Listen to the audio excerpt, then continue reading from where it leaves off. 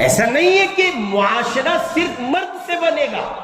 ایسا نہیں ہے کہ معاشرے میں صالحیت، صلاحیت، بھلائی، خیر خواہی، صلاح و فلاح کے جواہر اور اس کے سوا جو خیر و خوبی کی راہیں ہو سکتی ہیں وہ صرف مردوں کے راستے سے وجود پاتی ہیں، یہ طے ہوتی ہیں؟ نہیں، عورت برابر کی ذمہ دار ہے۔ اگر یہ عورت اپنے آپ کو معاشرے کی تعمیر میں، اس کی ترقی میں، اس کی تزیین میں اور اس کے سنوارنے میں ذمہ دار نہیں سمجھتی ہے تو مجرم ہے خدا کے یہاں، اس کو جواب دینا ہوگا۔ جیسے ایک مرد کے لیے لازم ہے کہ وہ اپنی سوچ کو پاکیزہ رکھے، اپنی فکر کو، خیال کو اور اپنے ارادوں کو مثبت رکھے، منفی پہلوؤں سے گریز کرے۔ نگاہوں کا پاک ہونا جیسے مرد کے لیے ضروری ہے ویسے عورت کے لیے ضروری ہے، اور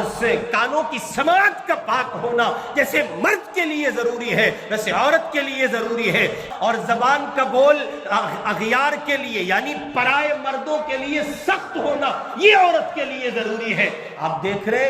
میرے آپ کے گھر کی خواتین، میری آپ کی بہنیں، میری آپ کی بچیاں، میری آپ کی بیٹیاں، کیا وہ شریعت کے اس پینل پر کھری اترتی ہیں؟